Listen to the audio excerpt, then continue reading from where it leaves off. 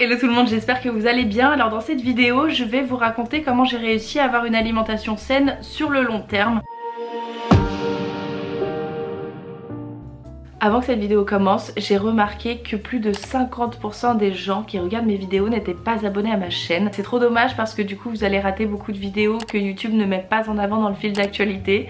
Donc n'hésitez pas à vous abonner, ça me ferait trop plaisir. Lorsqu'on décide de cuisiner soi-même quand on part de chez ses parents, ou tout simplement quand on veut commencer à avoir un nouveau mode de vie sain, ou qu'on veut faire un rééquilibrage alimentaire, eh bien on passe par plusieurs phases et la plupart des gens passent par ces phases-là, c'est important de le préciser parce que parfois vous pouvez culpabiliser alors que c'est tout à fait normal. La première phase, c'est celle où tu es super motivé. Yes, apprenons de nouvelles recettes saines, ça y est, c'est un nouveau mode de vie, un nouveau commencement, je suis super motivée, etc.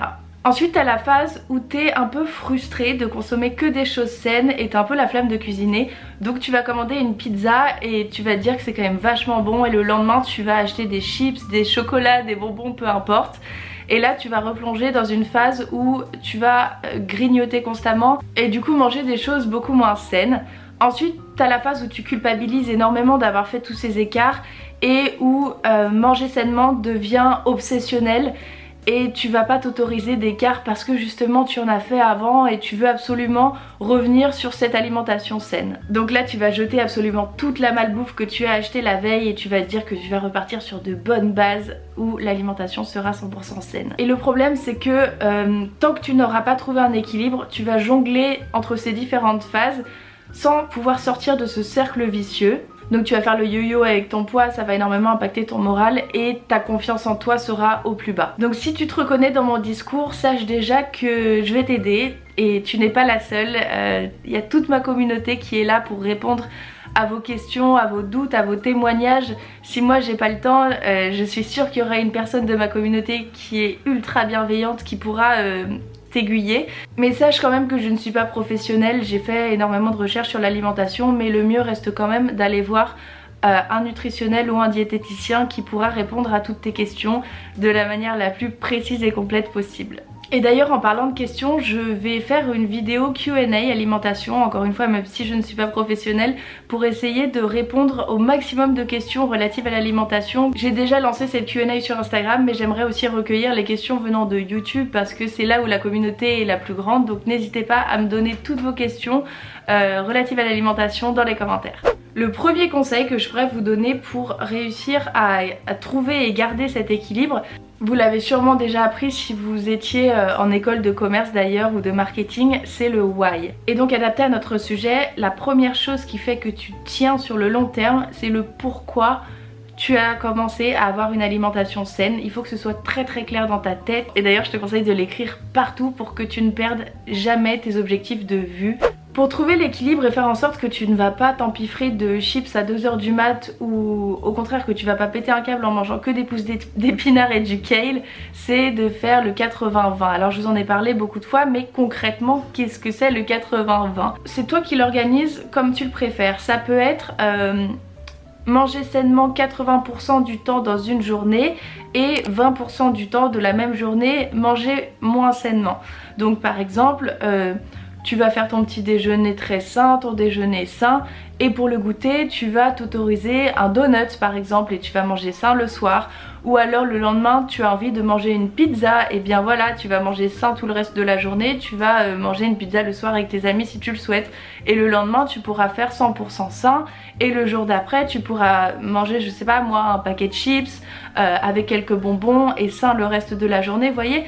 Essayez de balancer comme ça entre les aliments sains et les aliments qui sont moins sains, mais toujours en gardant ce quota de 80%, 20%. Et si vous préférez, vous pouvez manger sainement toute la semaine et vous lâchez complètement le week-end. C'est vraiment comme vous le sentez. Moi je sais que j'arriverai jamais à tenir toute la semaine si je ne mangeais pas des choses un peu moins saines. Donc c'est pour ça que tous les jours je mange quelque chose qui va être un peu moins sain. Ça va être, je sais pas, quelques biscuits, ça va être une pizza, enfin vous voyez ce que je veux dire. Le but c'est vraiment pas de manger 100% sain tout le temps, parce que c'est ça qui va vous faire craquer, c'est la frustration qui fait qu'on n'arrive pas à garder le cap d'une alimentation saine. Et aussi il faut garder en tête qu'une alimentation saine, c'est ce qui te fait du bien à ton corps mais aussi à ton moral. Donc c'est pour ça que les 20% d'aliments malsains, ils sont importants quand même, parce que ça te fait du bien au moral de manger une pizza, ça te fait du bien au moral de manger tes tartines de Nutella le week-end. Vous voyez ce que je veux dire? Faut pas être obsédé par une alimentation 100% saine, parce que ça en devient malsain. J'ai jamais connu une seule personne qui arrivait à tenir sur la durée avec une alimentation 100% saine, à part ma grand-mère. Mais en fait on est dans une société où il y a tellement de publicité pour justement des choses malsaines, vous avez tellement de tentations que le fait de ne pas céder aux tentations qui sont sous vos yeux malheureusement à longueur de journée, bah c'est pas génial pour le moral non plus. Ensuite j'ai reçu beaucoup de messages de gens qui me disent comment tu fais pour pas commander sur Uber Eats, c'est la facilité, moi c'est vrai que je craque tout le temps. Donc pourquoi vous commandez sur Uber Eats? Il y a 3 raisons à cela. En premier lieu, on la connaît tous, la flemme de cuisiner. Ensuite c'est peut-être parce que tu n'as rien à manger chez toi. Et enfin, même si tu as des ingrédients, eh bien tu sais pas quoi manger, tu sais pas quoi cuisiner. Genre t'es pas inspiré, t'as pas d'idée, tu sais même pas le goût que tu as envie d'avoir en bouche. Partant de ces constats, il y a 3 nouvelles astuces qui s'offrent à nous. La première astuce, c'est de faire un menu de la semaine. Alors, si comme moi vous êtes poisson ou vous êtes verseau, ce manque de spontanéité va vous déprimer, mais si vous êtes vierge, vous allez adorer cette organisation. Mais la vierge a raison, si tu t'organises et que tu anticipes, tu auras de quoi cuisiner en termes d'idées et d'aliments. Donc fixe-toi un jour dans la semaine, par exemple le dimanche, tu organises toutes tes idées de repas, matin, midi et soir pour toute la semaine, et le lundi, ou alors juste le dimanche après, je sais pas comme vous voulez, vous allez faire vos courses et vous achetez les ingrédients dont vous avez besoin pour faire ces recettes. N'allez jamais faire les courses le ventre vide, il n'y a rien de pire, c'est là que tu achètes n'importe quoi. Donc mangez quand même avant. La deuxième astuce, si tu manques d'idées justement de recettes, que tu sais pas comment planifier parce que tu sais pas quoi faire, tu fais toujours les mêmes plats, eh bien déjà je vous conseillerais de regarder mes vidéos What I Eat in a Day parce que je propose beaucoup de recettes différentes, donc je vous les mettrai dans la barre d'infos. Mais aussi ce serait de vous créer un album par exemple sur Instagram, sur Pinterest, peu importe, inspiration de repas, où justement vous allez enregistrer les repas qui vous donnent envie, ce que les gens postent sur Instagram, et en général ils mettent la recette avec. Je le fais tout le temps et ça me donne de très bonnes idées parce que c'est des choses auxquelles j'aurais pas forcément pensé. Comme ça, quand tu es sur le point de commander ton indien sur Uber Eats, va faire un tour sur ton album inspiration de repas et là tu vas trouver des choses qui vont t'intéresser. Je vous assure que si je n'avais pas cet album là sur Instagram, je serais encore en train de chercher des idées de repas et je commanderais pareil sur des livres ou Uber Eats, peu importe. Et en plus ça coûte tellement cher, donc quand vous me demandez comment faire pour ne pas commander, je vous assure que rien que le fait de voir les économies qu'on fait à cuisiner soi-même, ça nous déclenche à arrêter de commander sur ces plateformes là. Et la troisième astuce dans cette catégorie, ça rejoint un petit peu la première, c'est dans cette continuité, c'est de faire du meal prep, c'est-à-dire de préparer vos repas de la semaine en amont. Par exemple, vous allez couper vos légumes, tout ce dont vous avez besoin pour faire votre plat, vous les mettez dans des tupperwares. Et comme ça, lorsque vous décidez de cuisiner, vous avez juste à sortir tous les ingrédients qui sont déjà prêts et que vous n'avez plus qu'à cuire. Donc ça, je trouve que ça enlève beaucoup la flemme et on se sent beaucoup plus organisé. Et du fait que ce soit dans des tupperwares rangés pour la semaine, on va pas être tenté de consommer autre chose puisque ce sera déjà semi-prêt. Bien sûr dans la limite du possible des aliments qui se conservent. Mais par exemple le dimanche, tu te motives à préparer le plus de choses possible. De cette manière, tu as le plat déjà presque préparé, les aliments prêts à cuire, les légumes déjà épluchés et c'est un gain de temps terrible et ça fait du bien au moral. Et essayez vraiment de trouver vos plats sains go-to. Au début, je me faisais des salades avocat, tomate, pousses d'épinards, feta, mais au bout d'un moment j'en ai eu trop marre de manger comme ça et c'est là que j'ai commencé à faire mes albums sur Instagram pour trouver de l'inspiration, etc. Donc lorsque vous savez pas quoi faire, il faut que vous ayez en tête des plats sains que vous aimez, des plats go-to. D'ailleurs j'ai fait cette vidéo là, je vous la mets dans le petit i et je vous la mettrai également dans la barre d'infos. de mes plats sains préférés, si ça peut vous donner des idées. Ensuite, pour continuer à garder cet équilibre d'alimentation saine, je vous conseille d'avoir toujours des snacks sains sur vous parce que bon, parfois lorsqu'on a envie de grignoter, c'est simplement qu'on a soif, donc je vous conseille déjà de boire un grand verre d'eau avant de manger, avant de grignoter. On confond très souvent la déshydratation avec la faim. Et pour en revenir aux snacks, les meilleurs snacks que vous puissiez consommer, c'est par exemple une poignée d'oléagineux parce que c'est des bons lipides et ça va vous donner de l'énergie. Donc par exemple quelques amandes, quelques noix de cajou. Donc voilà, par exemple vous pouvez mettre vos petits oléagineux dans une boîte à emmener partout avec vous dans votre sac. Et aussi une banane, c'est tellement facile d'emmener une banane et c'est très sain. D'ailleurs un snack sain mais très gourmand que j'adore me faire, c'est équilibré, ça fait du bien au corps et au mental, c'est une tranche de pain complet pour les fibres et les bons glucides, sur laquelle vous tartinez du beurre de cacahuète pour les très bons lipides